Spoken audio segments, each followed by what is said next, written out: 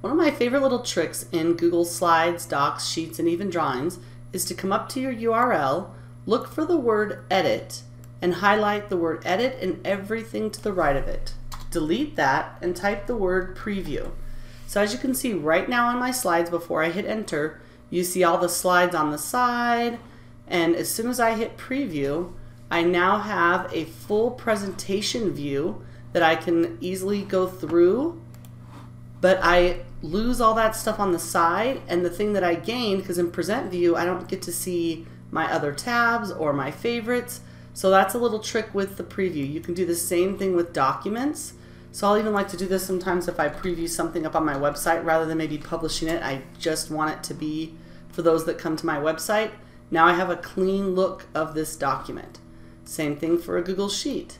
Just delete everything from the word edit over to the right and type in the word preview and hit enter.